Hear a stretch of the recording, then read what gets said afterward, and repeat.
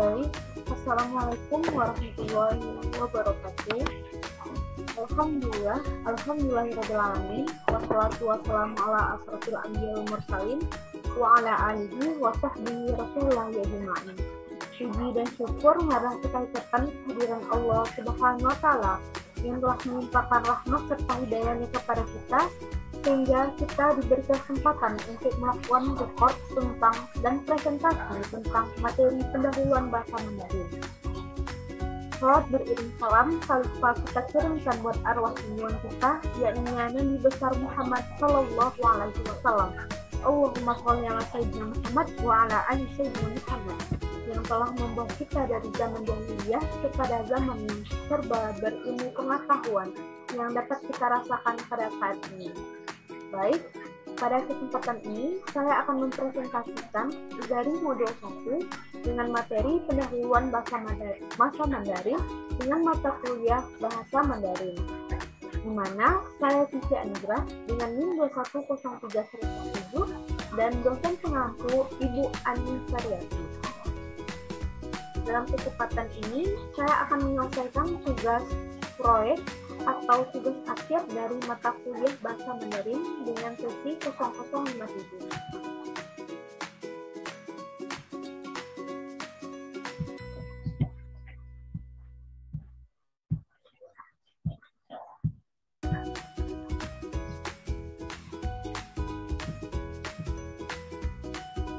Di mana pokok bahasan yang akan kita bahas pada kesempatan ini yang pertama, latar belakang penulisan modul.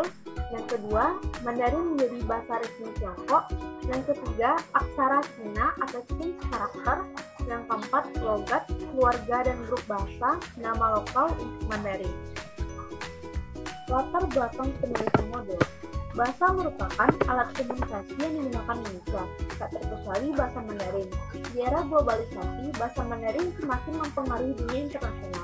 Dan kepentingan bahasa Mandarin dipelajari sebagai ilmu bahasa yang digunakan untuk studi atau pengantar bahasa pada perusahaan yang berasal dari negara menggunakan bahasa Mandarin seperti China, Taiwan, dan Hong Kong. Dan China termasuk salah satu negara superpower di perkembangan ekonomi, dan kemungkinan kedepannya penggunaan bahasa Mandarin sangat pentingnya dan menjadi bahasa internasional kedua setelah bahasa Inggris. Banyak yang mempelajari bahasa Mandarin dari pendidikan formal sampai pendidikan informal, dan pada Universitas Negeri Padang menyediakan bahasa Mandarin sebagai mata kuliah umum, dan disusunlah modul pembelajaran untuk memudahkan mahasiswa mengasah kemampuan mereka. Modul ini memuat kata-kata yang digunakan dalam kehidupan sehari-hari, yang disusun secara sistematis, membagi materi berisap konsep sederhana dalam belajar bahasa Mandarin sehingga dapat membantu siswa mempelajari kosakata, penulisan karakter, pelafalsan bahasa Mandarin dengan runtut, dan menyediakan contoh percakapan sehari-hari. Mandarin menjadi bahasa resmi Tiongkok. Bahasa Mandarin muncul sebagai bahasa kelas penguasa selama bagian akhir dinasti Ming.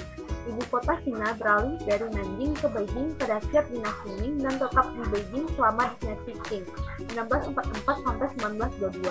Karena bahasa Mandarin didasarkan pada dialek Beijing, maka ini secara alami menjadi bahasa resmi pengadilan. Pada tahun 1909, bahasa Mandarin menjadi bahasa nasional Tiongkok. Ketika dinasti Qing jatuh, Republik Tiongkok mempertahankan bahasa Mandarin sebagai bahasa resmi, berganti menjadi Songhua pada tahun 1905, tetapi Taiwan menggunakan nama Guoyu. Selanjutnya, aksara Cina atau Chinese karakter. Aksara Cina merupakan, dikarenakan tidak adanya alfabet dalam bahasa Mandarin, maka aksara Cina bersifat individu dan mempresentasikan bunyi dan arti. Estimasi yang terdapat sekitar 20.000 sampai 40.000 lebih huruf aksara Cina, tetapi yang sering digunakan hanya 3.000 sampai 6.000. Cina berasal dari piktograf, akan tetapi dalam bahasa Mandarin kontemporer hanya segelintir pembahasan yang tegas membahas mengenai piktograf.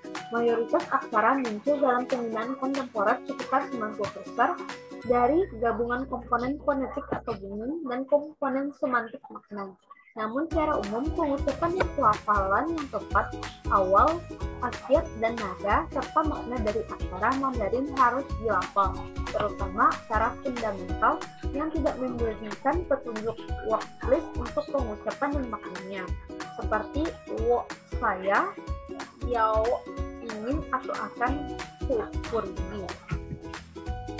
Aksara bahasa Mandarin tersusun dari 3 coretan dialog, yaitu proses, komponen, dan radikal. 3 coretan tersebut dirakit dan disatukan membentuk sesuatu aksara Mandarin berdasarkan order dan urutan yang telah ditetapkan. Untuk mempelajari aksara, belajar mengenai prinsip komponen komposisi aksara tersebut. Aksara ini terbagi menjadi 2. Yang pertama tradisional karakter. Yang kedua yang sudah disederhanakan atau simplet karakter. Tradisional karakter dikenal sebagai aksara yang paling kompleks.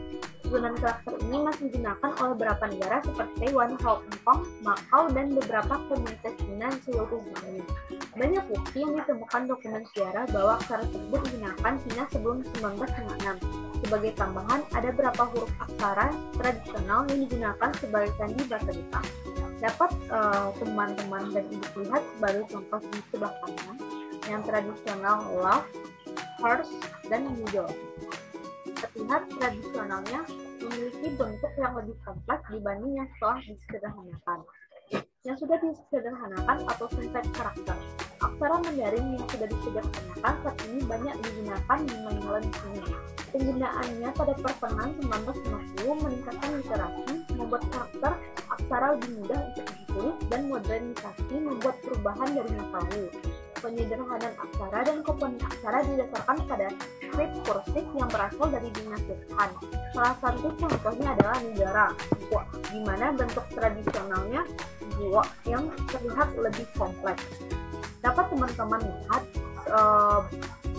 bentuk dari simplet change dan traditional change. Traditional change yang memiliki bentuk yang lebih kompleks dibanding dari simplet change atau yang sudah disederhanakan. Logat.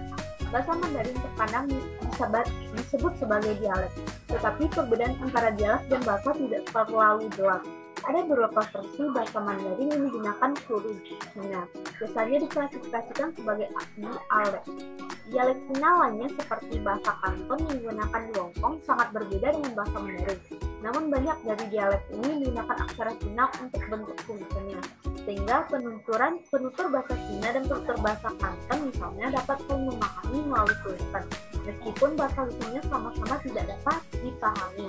Berarti logat tersebut hanya dapat dipahami dari tulisan bukan dari tulisannya, seperti Niso dan Niso. Warga dan grup bahasa. Bahasa Mandarin adalah bagian dari rumpun bahasa Tionghoa yang pada gilirannya merupakan bagian dari kelompok bahasa Sino-Tibet.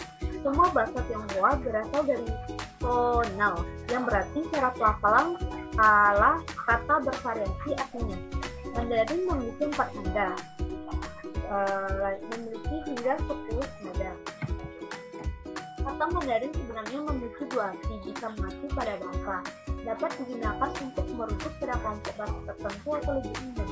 Sebagai dialek Beijing yang merupakan bahasa standar di daratan Cina.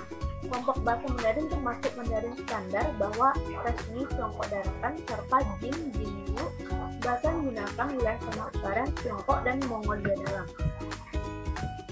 Dan selanjutnya nama lokal untuk Mandarin. Mandarin pertama kali digunakan oleh Portugis yang merujuk pada hakim di istana kekaisaran Cina dan bahasa yang mereka gunakan. Bahasa Mandarin digunakan sebagian besar dunia barat, tetapi orang Cina sendiri merujuk pada bahasa tersebut. Contohnya sebagai Putonghua, Huayul. Putonghua bahasa umum dan merupakan istilah yang digunakan di daratan Cina. Taiwan menggunakan Huayul yang diterjemahkan menjadi bahasa nasional dan Singapura. Dan juga Malaysia yang menyebutnya dinamakan Huayul yang berarti bahasa Cina.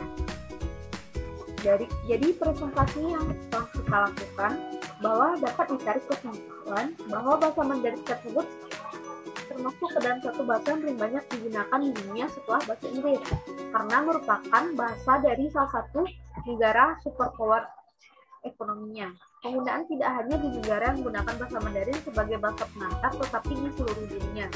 Dan belakangan ini banyak minat jenjang formal maupun informal dalam menggunakan bahasa Mandarin memiliki ciri khas mulai dari karakter huruf yang digunakan, metode penulisan, dan cara pelafalan. Hal tersebut membuat bahasa Mandarin terkesan unik dan sulit untuk dipelajari dalam waktu yang singkat.